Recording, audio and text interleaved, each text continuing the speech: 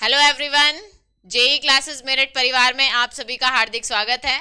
मैं हूं प्रियंका शर्मा और आप मेरे साथ मैथमेटिक्स पढ़ते हैं। देखिए, हम पढ़ रहे हैं differential equation of higher order, उच्च क्रम के रैखिक अवकल समीकरण, मतलब linear differential equation of higher order, या आप कह सकते हो higher order linear differential equation. Last lecture में भी हमने कुछ क्वेश्चन सॉल्व कराए थे आपको इस टॉपिक से। आज भी हम कुछ क्वेश्चन सॉल्व करेंगे। तो चलिए शुरुआत करते हैं आज की क्लास की। आप देख पा रहे हैं question, d square minus 2d plus 2y is equal to 0। Last class में हमने जो क्वेश्चन आपको सॉल्व कराए थे वहां पर ऑक्सिलरी इक्वेशन के जो रूट्स थे वो सभी रूट्स रियल थे। ठीक है, रियल थे, कुछ रियल और डिफरेंट रूट थे, कुछ रियल और रिपीटेड थे, मींस एक जैसी वैल्यूज आ गई थी। आज हम जो हमारे कॉम्प्लेक्स रूट्स हैं उन्हें लेकर चलेंगे, या ऐसा कह दीजिए आप इमेजिनरी रूट्स को लेकर चलेंगे, या फिर इरेशनल रूट्स। देखिए, क्वेश्चन दिया गया है, डी की फॉर्म में है तो आपको इसको डी की फॉर्म में चेंज करने की आवश्यकता नहीं है। आपका एक स्टेप आगे बढ़ा हुआ है क्वेश्चन। आपको क्या करना है, आपको ऑक्सिलरी इक्वेशन लिखनी है। तो लिखेंगे auxiliary equation is, auxiliary equation is, short में आप इसको क्या कहते हैं, AE इज। ठीक है, ये हो जाएगी आपकी। हम क्या करते हैं ऑक्सिलरी इक्वेशन लिखने के लिए, डी को m से रिप्लेस कर देते हैं। ये होती है सहायक समीकरण, हिंदी में सहायक समीकरण कहा जाता है इसको हम लिखते हैं m square minus 2m plus 2 is equal to 0।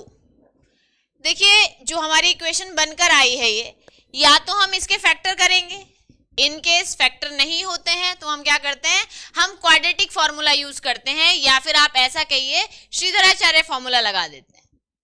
ठीक है, क्या होता है क्वाड्रेटिक फॉर्मूला, यहाँ पर देखो 2 है, फैक्टर नहीं हो पाएंगे इसका मतलब हमें इसे दूसरे तरीके से सॉल्व करना है। फॉर्मूला होता है, ये इक्वेशन m में है, मान लीजिए इक्वेशन ये लिखी हुई है ax square plus bx plus c is equal to 0, then x हो जाता है minus b plus minus under root b square minus 4ac upon 2a। आपने ये जो फॉर्मूला है श्रीधराचार्य फॉर्मूला कहिए, क्वाड्रेटिक फॉर्मूला कहिए, ये पढ़ा हुआ है। तो यहाँ पर देखो, यदि हम अपने क्वेश्चन पर चलते हैं तो m स्क्वायर का कोफिशिएंट क्या है, m स्क्वायर का कोफिशिएंट उसको हम कहते हैं a, तो a की वैल्यू है 1। ठीक है, m स्क्वायर का कोफिशिएंट a है, थोड़ा इधर लिख लेते हैं। m का कोफिशिएंट क्या है, a इज इक्वल टू हुआ 1, b इज इक्वल टू हुआ minus 2 and c is equal to 2। तो हम लगा देते हैं formula, m is equal to minus b, it means minus minus 2 plus minus under root b square minus 2 square minus 4ac upon 2a, 2 into 1। ठीक है, m की ये value है, तो ये हो जाएगा 2 plus minus under root 4 minus 8 upon 2। ये हो जाएगा 2 plus minus under root minus 4 upon 2। Minus 4 root से बाहर आ जाएगा तो क्या वैल्यू हो जाएगी, ये माइनस का साइन एज इट इज रहेगा, बस 4 बाहर आ जाएगा। 4 बाहर आएगा तो वैल्यू बन जाएगी 2 root minus 1 upon 2। Root minus 1 को हम क्या लिखते हैं, रूट माइनस 1 को आप लिख सकते हैं i। इसका मतलब क्या है, ये वैल्यू आपकी हो जाएगी, 2 कॉमन लिया, 1 plus minus root minus 1 upon 2, 2 से 2 कैंसिल हुआ। यहाँ के बाद हम इधर लिख देते हैं, तो m की वैल्यू हमें मिल गई 1 प्लस माइनस आई। ठीक है, m आ जाता है 1 प्लस माइनस आई। क्लियर है यहाँ तक? क्योंकि इसके फैक्टर्स नहीं हो पा रहे थे तो हमने क्या किया, इसके फैक्टर करने के लिए ये फॉर्मूला लगा दिया है। क्वाड्रेटिक फॉर्मूला कहते हैं इसको, श्रीधराचार्य सूत्र भी कहा जाता है। ठीक है, तो ये फॉर्मूला लगाया, यहां से m की वैल्यू ये आ गई। क्लियर?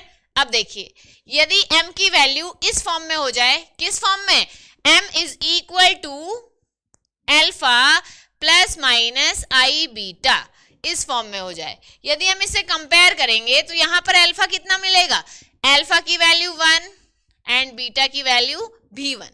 अल्फा और बीटा दोनों की वैल्यू हमारी 1 आ जाएगी, तो देयरफॉर CF लिखेंगे CF क्या हो जाता है, e raise to the power alpha x C1 cos alpha beta x plus C2 sine beta x. ये हमारी CF की वैल्यू है यदि m की वैल्यू alpha plus minus i beta की फॉर्म में हो जाए। तो ये हो जाएगा therefore CF is equal to होता है e raise to the power alpha x C1 cos beta x plus C2 sine beta x. C1 और C2 दोनों अल्फा और बीटा ये दोनों वैल्यूज आपके पास हैं। अल्फा की वैल्यू कितनी है आपके क्वेश्चन में, अल्फा की वैल्यू 1 है एंड बीटा की वैल्यू भी 1 है। तो आप लिखेंगे e raise to the power 1x C1 cos 1x plus C2 sine 1x। तो ये हो जाएगा CF is equal to e raise to the power x C1 cos x plus C2 sine x। ये आ गई हमारी CF की value. अब लिखते हैं एंड PI क्या होता है, PI हो जाता है 0। क्यों हो जाता है 0, क्योंकि राइट साइड 0 है since RHS is equal to 0। अब यदि राइट साइड की वैल्यू 0 है तो PI 0 आया। अब लिखना होता है इसके बाद कंप्लीट सॉल्यूशन। जो भी इक्वेशन दी गई है हायर ऑर्डर की उसका सॉल्यूशन होता है y is equal to, y में है तो y लिखते हैं हम, y is equal to CF plus PI। ठीक है, CF और PI को ऐड करेंगे, कंप्लीट सॉल्यूशन कहते हैं हम इसको, या जनरल सॉल्यूशन भी कहते हैं। ठीक है, हम लिखेंगे इसको y is equal to CF plus PI। Complementary function, PI को कहते हैं पर्टिकुलर इंटीग्रल, कॉम्प्लीमेंट्री फंक्शन पूरक फलन, पर्टिकुलर इंटीग्रल विशेष समाकल या समाकलन, कोई प्रॉब्लम नहीं है। ठीक है, अब लिखेंगे नाउ कंप्लीट सॉल्यूशन इज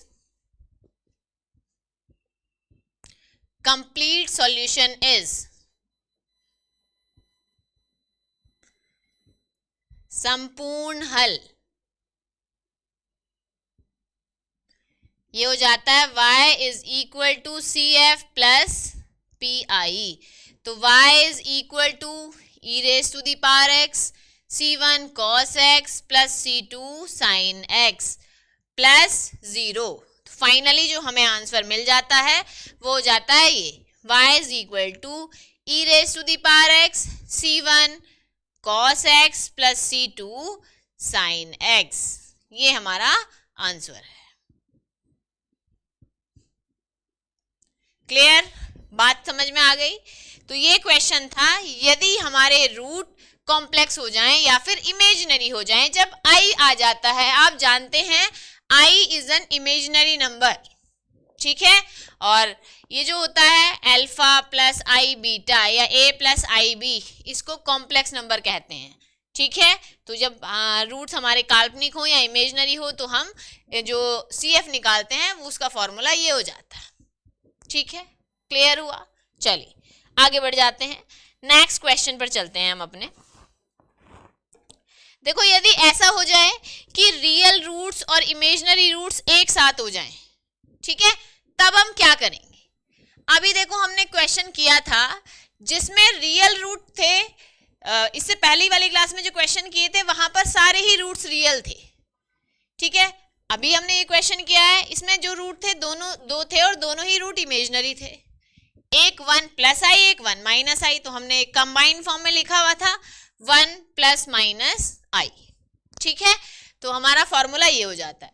अब यदि रियल भी हो जाए और इमेजिनरी भी हो जाए तो उस केस में हम क्या करते हैं, उस केस में हमें दोनों का ही फॉर्मूला लगा देना है। रियल रूट्स हैं तो रियल के लिए रियल वाला फॉर्मूला लगाना है, इमेजिनरी के लिए इमेजिनरी वाला फॉर्मूला लगाना है। ठीक है, बस सभी में कॉन्स्टेंट्स अलग अलग यूज करने हैं। फॉर एग्जाम्पल मान लीजिए क्वेश्चन ये आता है, सॉल्व, हल करना है d4y over dx raise to the power 4 minus a raise to the power 4y is equal to 0। इसको सॉल्व करना है। सबसे पहला काम क्या करते हैं हम, किसी भी जो डिफरेंशियल इक्वेशन है, लीनियर डिफरेंशियल इक्वेशन, उसको सॉल्व करने के लिए हमें d ओवर dx को कैपिटल D लिख लेना है, ठीक है। तो यहाँ कितना है, पावर 4 है, तो आप इसको क्या लिखेंगे, d raise to the power 4y minus a raise to the power 4y is equal to 0। और यहाँ लिख देंगे ये d कैसे बना है, यहाँ जहां पर d is equivalent to d over dx। Clear, y दोनों में है तो आप y को कॉमन ले सकते हैं, तो वैल्यू क्या आएगी, d raise to the power 4 minus a raise to the power 4, y is equal to 0। Clear. अब देखिए इसके बाद क्या करना है, इसके बाद हम लिखते हैं ऑक्सिलरी इक्वेशन, सहायक समीकरण। तो लिखेंगे ऑक्सिलरी इक्वेशन इज, d के प्लेस पर आपको m लिख देना है, ठीक है, d को m से रिप्लेस कर देना है और इसे 0 के बराबर रख लेना है। इसका मतलब m raise to the power 4 minus a raise to the power 4 is equal to 0। इसको सॉल्व करना है, आप इसको ऐसा लिख सकते हैं, m square square minus a square square is equal to 0। a square minus b square, तो a minus b a plus b, यही फॉर्मूला होता है, ठीक है, या a plus b a minus b लिख लीजिए, पहले इसको लिख दीजिए बाद में इसको लिख दीजिए, कोई प्रॉब्लम नहीं है। इसको क्या लिख सकते हो, यहाँ फिर से फॉर्मूला लगाएंगे, m माइनस a या m plus a m minus a, m square plus a square is equal to 0। यहाँ पर हमारे 3 फैक्टर आ जाते हैं, एक फैक्टर ये है, एक फैक्टर ये है और एक फैक्टर ये है। ये लीनियर फैक्टर है, ये लीनियर फैक्टर है, ये क्वाड्रेटिक फैक्टर है, इसको लीनियर फॉर्म में नहीं लिखा जा सकता है, ठीक है। तो हम क्या करेंगे, देखो तीनों को बारी बारी से 0 के इक्वल रखेंगे। तो हम इसको कैसे लिख सकते हैं, हमने पहले लिखा m plus a is equal to 0, तो m की वैल्यू कितनी आ गई, minus a, m minus a is equal to 0, तो यहां से m की वैल्यू कितनी आ गई, plus a, m square plus a square is equal to 0, m square is equal to minus a square, m is equal to square हटाएंगे, right side पे root लग जाएगा, रूट माइनस a स्क्वायर, ये root से बाहर आ जाता है, plus minus लग जाएगा, a root minus 1, root minus 1 है, इट मीन्स आप इसको i लिख सकते हैं, तो m की वैल्यू आपको मिली प्लस माइनस ai, ठीक है, प्लस माइनस ai। आप इसको ऐसा भी लिख सकते हैं, मीन्स आप इस m को लिख सकते हैं 0 प्लस माइनस ai या i इंटू a, ऐसा भी लिख सकते हैं आप इसको, 0 plus minus i into a, alpha plus i beta या alpha plus beta i। Clear. अब देखो ये भी रियल है, ये भी रियल है, रियल क्या होता है, जिसमें i ना हो, यहाँ पर यदि देखा जाए तो, या ऐसा कहिए जिनका स्क्वायर करने पर पॉजिटिव मिलता है वो नंबर्स रियल नंबर होते हैं, जिनका स्क्वायर करने पर भी नेगेटिव मिले वो नंबर इमेजिनरी नंबर होते हैं। क्लियर है, 2 रूट रियल हैं, 1 रूट इमेजिनरी है, 2 रूट सॉरी, 2 एक नहीं है, वो 2 रूट्स हैं। तो हम यहाँ लिखेंगे therefore CF is equal to, देखो आपको CF लिखना है, CF कैसे मिलेगा, पहला रूट रियल है, दूसरा रूट रियल है, थर्ड और फोर्थ इमेजिनरी है, ये किस फॉर्म में है, alpha plus minus i beta या बीटा i, ऐसा लिख सकते हो। तो यहाँ से अल्फा कितना आएगा 0, बीटा कितना आएगा a, ठीक है, आप इसको i बीटा लिखो या बीटा i लिखो, बात एक ही है। तो आप देखिए i के प्लेस पर i है, बीटा के प्लेस पर a है। क्लियर। तो देखिए देयरफॉर CF, क्या करते हैं जब रूट्स रियल होते हैं, C1 e raise to the power m1x, तो C1 e raise to the power m1 minus ax, ठीक है, plus C2 e raise to the power m2x, e raise to the power m2, m2 कितना है a, plus अब हमें इसके लिए लिखना है, फॉर्मूला क्या कहता है, e raise to the power alpha x, ये होता है ना फॉर्मूला, देखिए इधर लिखते हैं हम e raise to the power alpha x। अब C1 और C2 तो हम यूज कर चुके हैं, C3 cos beta x plus C2 sine beta x, हमें इस फॉर्मूले में रखनी है वैल्यू। हमारे लिए C1 C2 हो चुका है, अल्फा की वैल्यू कितनी है 0, बीटा की वैल्यू कितनी है a, ठीक है। तो ये वैल्यूज हमें रख देनी है अल्फा और बीटा की नीचे, ठीक है, इस फॉर्मूले में लिख देनी है जो हमने नीचे लिख दिया है। ये हमारा CF है इसके लिए, तो e raise to the power alpha x, alpha कितना है 0x, C1 cos ax means beta x plus C2 sin ax, ठीक है। हम इसको ऐसा लिख सकते हैं, कोई कंफ्यूजन नहीं है। देखिएगा CF क्या हो जाएगा, therefore CF is equal to, therefore तो हम ऑलरेडी लिख चुके हैं, अब इसको लिख देंगे C1 e raise to the power minus ax, C2 e raise to the power plus ax, plus किसी की पावर यदि 0 हो तो वैल्यू 1 हो जाती है, इट मीन्स इसकी वैल्यू 1 हो जाएगी, तो आप इसको लिख सकते हैं 1 इंटू, अच्छा C3 एंड C4 लिख रहे थे हम यहाँ, क्योंकि C1 C2 हम ऑलरेडी लिख चुके हैं। ये हो गया 1 C3 cos ax plus C4 sin ax, ये वैल्यू आ गई CF की, ठीक है। 1 जो हमने बाहर लिखा है उसको आप नहीं भी लिखेंगे तो भी कोई प्रॉब्लम नहीं है। PI क्या हो जाएगा, and PI is equal to 0 because right hand side is equal to 0, ठीक है। Since right side is equal to 0 इसलिए PI की वैल्यू 0 है। अब हम लिखेंगे now the complete solution is, solution is संपूर्ण हल, क्या होता है संपूर्ण हल, y is equal to CF plus PI, CF और PI यदि हम दोनों को जोड़ दें तो हमें जो वैल्यू मिलती है वो संपूर्ण हल मिलता है या फिर जनरल सॉल्यूशन, ठीक है। कंप्लीट सॉल्यूशन या फिर जनरल सॉल्यूशन कहते हैं हम इसको, तो हम इधर लिख देते हैं कंप्लीट सॉल्यूशन हमारा, चलिए यहीं पे लिख देते हैं। CF है हमारा C1, आ नहीं पाएगा completely, C1 e raise to the power minus ax plus C2 e raise to the power plus ax, C3 cos ax plus C4 sin ax, ठीक है। तो वैल्यू लिखते हैं हम, ये हो जाएगा हमारा y is equal to C1 e raise to the power minus ax, C2 e raise to the power plus ax plus C3 cos ax plus C4 sin ax plus PI की value 0 है। तो हमारे पास जो finally value आएगी वो ये आ जाएगी, ठीक है। हमने इसको ब्रैकेट में लिखा हुआ था, आप इसको ब्रैकेट में लिख दीजिए या विदाउट ब्रैकेट लिख दीजिए, कोई प्रॉब्लम नहीं है, कोई समस्या नहीं है। C1 और C2 इसको पहले लिख लीजिए, इसको बाद में लिख लीजिए, उससे भी हमें कोई प्रॉब्लम नहीं है, मीन्स वो भी हमारा आंसर हमारा सही रहेगा। अब ऐसा जरूरी तो नहीं है ना कि आप हमेशा M1 पहले वाले को माने, मान लीजिए आप इसको M1 कह देते हैं, इसको M2, या फैक्टर आप माइनस पहले लिख दें प्लस बाद में लिख दें, तो भी इनके प्लेसेस बदल जाएंगे, ठीक है। तो कोई प्रॉब्लम नहीं है, ये इधर लिखा जाए या इधर लिखा जाए। तो आंसर हुआ C1 e raise to the power minus ax plus C2 e raise to the power ax, C3 cos ax plus C4 sin ax, ये हमारी वैल्यू आ गई y की, ठीक है। आंसर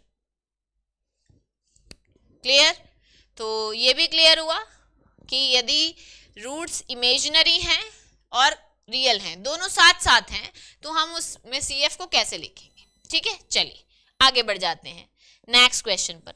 इस बार जो हम क्वेश्चन सॉल्व करने वाले हैं उसमें रूट हमें दिए गए हैं इर्रेशनल, अपरिमेय यदि रूट्स हैं या अपरिमेय मूल हैं तो हम CF कैसे निकालेंगे। वो जो रूट्स हैं वो ऑक्सिलरी इक्वेशन के हैं, ठीक है। रूट्स ऑक्सिलरी इक्वेशन के रूट्स होंगे, करके दिखाते हैं सॉल्व, कैसे सॉल्व करेंगे हम ऑक्सिलरी इक्वेशन के रूट्स यदि इर्रेशनल हैं तो।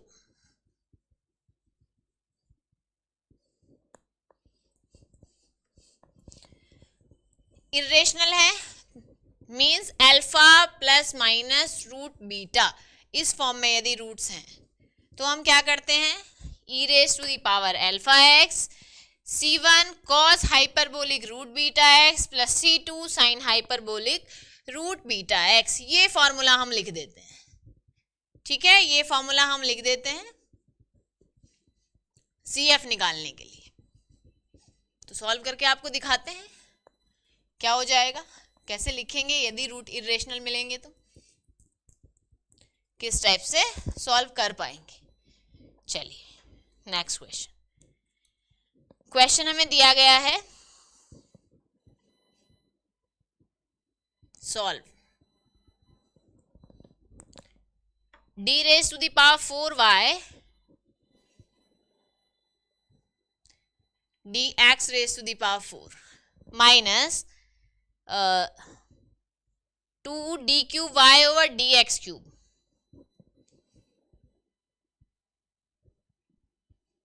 x क्यूब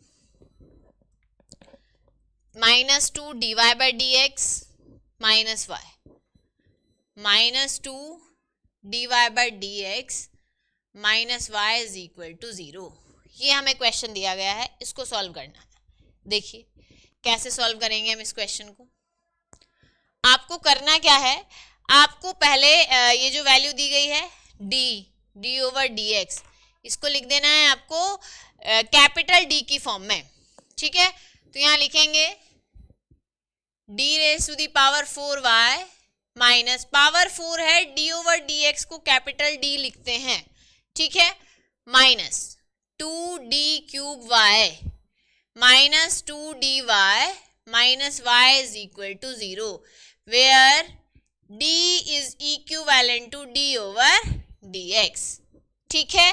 अब देखिएगा y कॉमन लिया, d raise to the power 4 2d cube minus 2d minus 1 into y is equal to 0, ठीक है। अब आपको क्या करना है, इसके बाद आपको लिखनी है ऑक्सिलरी इक्वेशन। ऑक्सिलरी इक्वेशन कैसे निकालते हैं, ऑक्सिलरी इक्वेशन निकालने के लिए ये हुआ function of d into y is equal to 0। आपको फंक्शन ऑफ d में d को m से रिप्लेस कर देना है और उसे 0 के इक्वल रखना है। इट मीन्स इतनी वैल्यू में हम जहां जहां d है वहां वहां m लिखेंगे और उसे 0 से इक्वेट करेंगे या 0 के इक्वल रखेंगे, ठीक है। तो यहाँ लिखेंगे AE is, AE short form है ऑक्सिलरी इक्वेशन का, ठीक है। हिंदी में लिखा जाता है सहायक समीकरण। सहायक समीकरण क्या है, सहायक समीकरण d को m से रिप्लेस करना है, तो m raise to the power 4 2m cube minus 2m minus 1 is equal to 0, ठीक है। इसको कैलकुलेट करना है, पावर 4 की इक्वेशन है। अब स्टार्टिंग में देखो, माना हम m क्यूब कॉमन ले लेते हैं तो m माइनस 2, यहाँ फैक्टर अलग हो जाएगा, तो हम क्या करते हैं, हम इन दोनों को साथ ले लेते हैं, थोड़ी सी कैलकुलेशन करते हैं। हमने इसको लिखा m raise to the power 4 minus 1 minus 2m cube minus 2m is equal to 0। इसको लिख सकते हो m raise to the power 4 को लिख सकते हो m स्क्वायर होल स्क्वायर, 1 को 1 स्क्वायर, 2m कॉमन लिया जा सकता है, क्या हो जाएगा m square minus minus plus 1 is equal to 0, ठीक है। a square minus b square, a plus b a minus b, तो हमने इसको लिखा m square plus 1 m square minus 1 minus 2m m square plus 1 is equal to 0, ठीक है। अब आप देखिए यहाँ से और यहाँ से इन दोनों से m स्क्वायर प्लस 1 कॉमन लिया जा सकता है, तो हमने इनसे कॉमन लिया m स्क्वायर प्लस 1। क्या बचती है हमारे पास वैल्यू, यहाँ बचता है m स्क्वायर माइनस 1 और यहाँ पर minus 2m is equal to 0, या आप इसको ऐसा लिख सकते हो m square plus 1 m square minus 2m minus 1 is equal to 0। Clear है, तो हमारे पास दो फैक्टर आ गए हैं, ठीक है। और यदि देखा जाए तो पहला जो फैक्टर है एम स्क्वायर प्लस 1 ये भी क्वाड्रेटिक है, सेकेंड फैक्टर ये भी क्वाड्रेटिक है, ठीक है। यदि इसके फैक्टर हो पा रहे हैं तो इसके फैक्टर करेंगे, इसके फैक्टर की पॉसिबिलिटी नहीं है, एम स्क्वायर प्लस 1 है, इसको हम लीनियर फॉर्म में नहीं लिख सकते हैं तो इसके फैक्टर नहीं हो पाएंगे। इसको जब सॉल्व करेंगे तो जो हमारे रूट्स बनेंगे वो हमारे इमेजिनरी होंगे, ठीक है, रूट्स इमेजिनरी आ जाएंगे या कॉम्प्लेक्स रूट्स होंगे। इसको सॉल्व करते हैं, पहले इसको इक्वल टू 0 लिखेंगे, इसके इक्वल 0 रखना है, देन इसके इक्वल 0 रखना है। तो हमने क्या किया, पहले लिख दिया है M square plus 1 is equal to 0, तो M square is equal to -1, M is equal to root -1 plus minus I आया है, तो हम इसको ऐसा लिख सकते हैं 0 प्लस माइनस आई, ठीक है। दो रूट्स हमारे यहां से मिले, पावर 4 की इक्वेशन है, इट मीन्स जो रूट हैं वो 4 हो जाने चाहिए, तो दो रूट हमें यहां से मिल जाते हैं। यहाँ पर देखिए ये इक्वेशन भी क्वाड्रेटिक इक्वेशन है, इट मीन्स यहां से जो रूट मिलेंगे वो भी 2 होंगे।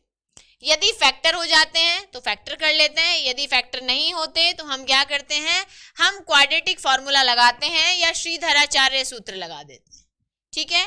अभी हमने कुछ देर पहले फॉर्मूला लिखा था श्रीधराचार्य का, क्या होता है फिर से बता देते हैं एक बार, -b plus minus under root b square minus 4ac upon 2a, जो भी वेरिएबल इधर दिया गया है उसके बराबर ऐसा लिख देना है। यदि हम अपने क्वेश्चन की बात करें तो m इज इक्वल टू, ठीक है, a b c क्या है, यहाँ पर a है m स्क्वायर का कोफिशिएंट, b है m का कोफिशिएंट और c है कांस्टेंट वैल्यू, ठीक है। तो हम सारी वैल्यूज लिख लेते हैं a b c की, उसके बाद ये फॉर्मूला लगाएंगे m square minus 2m minus 1, m is equal to, a है हमारे क्वेश्चन में 1, m स्क्वायर का कोफिशिएंट नहीं है, इट मीन्स वैल्यू 1 है, b is equal to -2, c is equal to -1, तो m हो जाएगा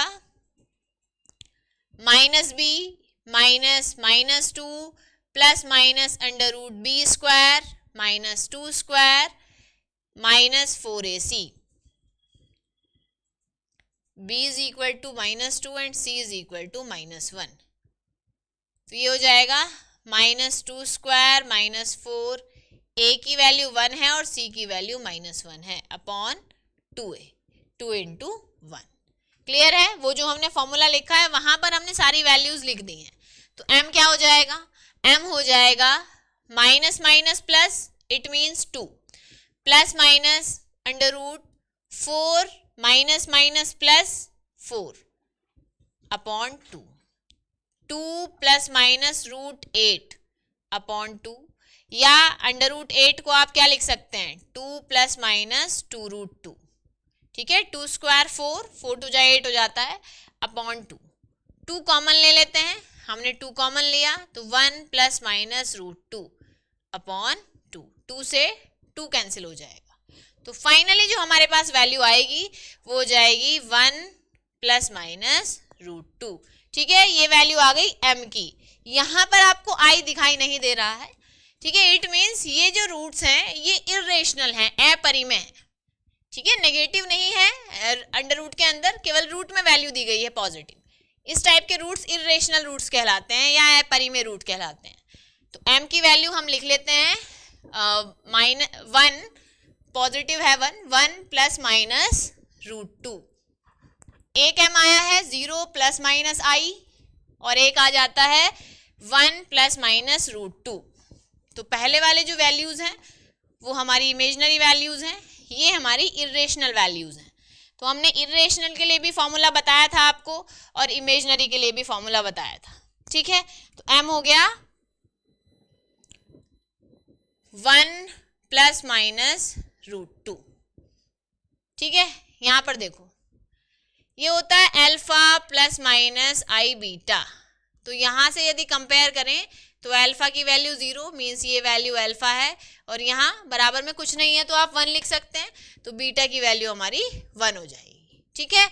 यहाँ पर भी होता क्या है, ये होता है alpha plus minus root beta, तो अल्फा की वैल्यू 1, रूट बीटा की वैल्यू √2। अब यहाँ पर हमने केवल बीटा क्यों नहीं लिखा है, रूट बीटा क्यों लिख रहे हैं, क्योंकि हमें आंसर में भी रूट बीटा ही चाहिए।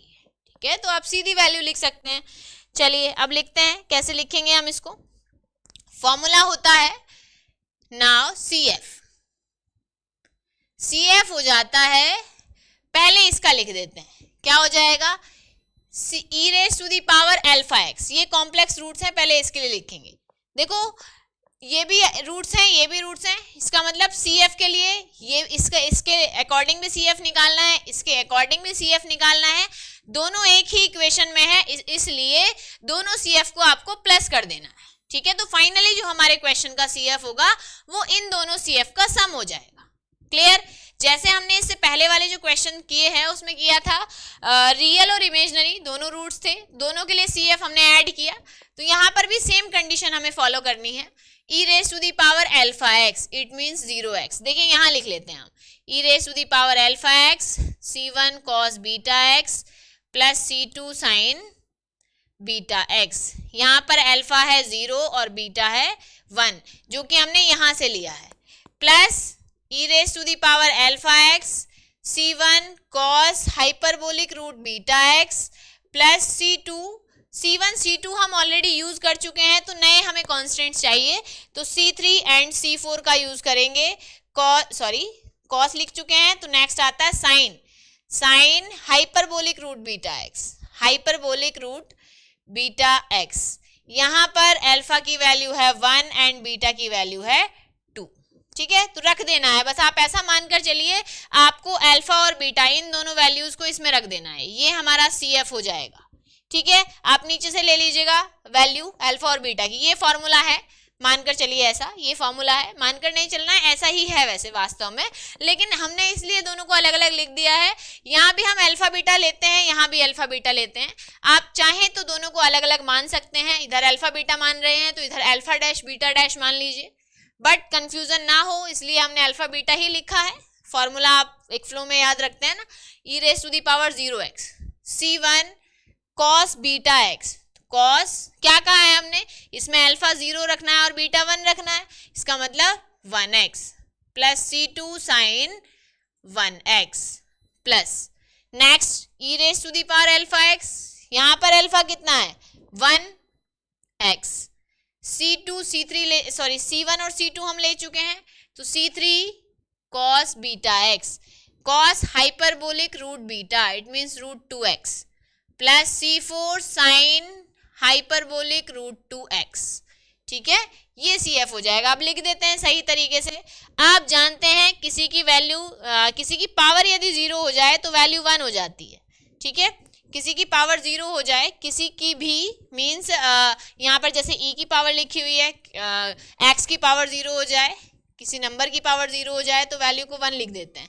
इट मीन जो स्टार्टिंग वाली वैल्यू है वो 1 हो जाएगी।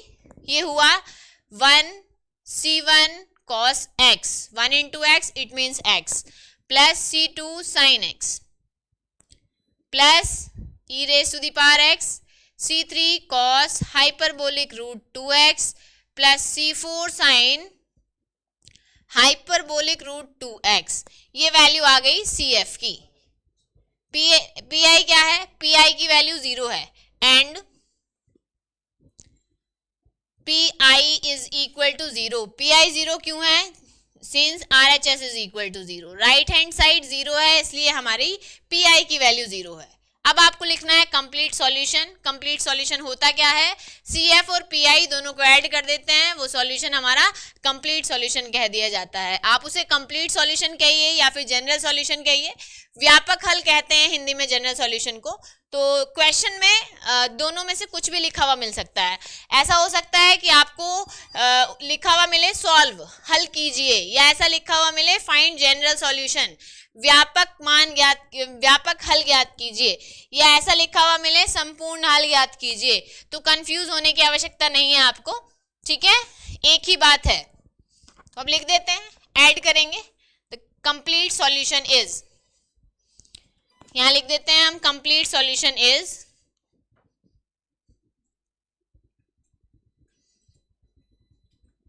y is equal to CF plus PI। ठीक है, CF कितना है, ये है, PI कितना है, 0 है। It means y is equal to 1 into ये पूरी वैल्यू है, 1 को आप मल्टीप्लाई करेंगे तो सेम रहेगी value. It means C1 cos x plus C2 sin x plus e raise to the power x C3 cos hyperbolic root 2x plus C4 sin hyperbolic root 2x plus 0। Finally y is equal to C1 cos x plus C2 sin x plus e raise to the power x C3 cos hyperbolic root 2x plus C4 sin hyperbolic root 2x। ये जो हम h लिख रहे हैं इसको hyperbolic पढ़ते हैं, ठीक है, ये हमारा आंसर है। ठीक है, ये हमारा आंसर है। तो क्लियर हो गया आपको। हमने जितने भी टाइप्स थे, मींस सबसे पहला टाइप हमने पढ़ा था CF का कि यदि m के रूट्स इक्वल हैं और अनइक्वल मतलब अलग अलग हैं और रियल हैं, तो हमने वो भी आपको मेथड बताया है। यदि ऐसी कंडीशन है तो CF कैसे निकालेंगे। सेकंड क्या था, यदि रूट रिपीट हो जाएं या रूट्स इक्वल आ जाएं और रियल आ जाएं तो क्या करेंगे, उस टाइप का क्वेश्चन भी हमने आपको सॉल्व कराया। इसके बाद हमने पढ़ा था कि रूट्स यदि इमेजनरी हो जाएं तो कैसे सॉल्व करते हैं। तो यदि रूट इमेजनरी हैं या आप उन्हें कॉम्प्लेक्स रूट्स भी कह सकते हैं, तब CF कैसे निकाला जाता है, ये भी आप पढ़ चुके हैं। इसके बाद हमने पढ़ा था कि यदि रूट इर्रेशनल हो जाएं तो कैसे निकालते हैं। ये भी था कि कॉम्प्लेक्स रिपीटेड हैं तो वैसे ही कर लेना है आपको, जैसा हमने फॉर्मूला बताया था यदि ऐसा केस बनता है तो। इसके बाद हमने पढ़ा था कि यदि रूट इर्रेशनल है, जैसे इस कंडीशन में बना है, इरेशनल भी है कॉम्प्लेक्स भी है, दोनों को कंबाइन कर दिया है। ठीक है, तो जितने भी पॉसिबल टाइप्स थे CF के वो आपने पढ़ लिए हैं। अब हम नेक्स्ट क्लास में PI निकालना सीखेंगे। अभी तक जितने क्वेश्चन किए थे सभी में राइट साइड 0 थी, ये होमोजीनियस इक्वेशन थी। अब यदि राइट साइड 0 ना होकर कुछ वैल्यू आ जाए, x का कोफिशिएंट x में value means function of x हो जाए, x का फलन हो जाए या फिर कांस्टेंट वैल्यू आ जाए, तो हम कैसे PI निकालेंगे वो सब हम नेक्स्ट क्लास में पढ़ेंगे। चलिए फिर खत्म करते हैं हम आज की क्लास को। अब तक जितना हमने आपको पढ़ाया है वो सब आपको सही से पढ़ लेना है, क्योंकि PI के साथ साथ हमें CF निकालना पड़ेगा। ठीक है, तो CF को आप अच्छे से पढ़ के आइएगा। चलिए फिर मिलते हैं आप सभी से नेक्स्ट क्लास में। तब तक के लिए आप अपना और अपने परिवार का ध्यान रखिए और प्रैक्टिस करते रहिए। धन्यवाद। जय हिंद, जय भारत।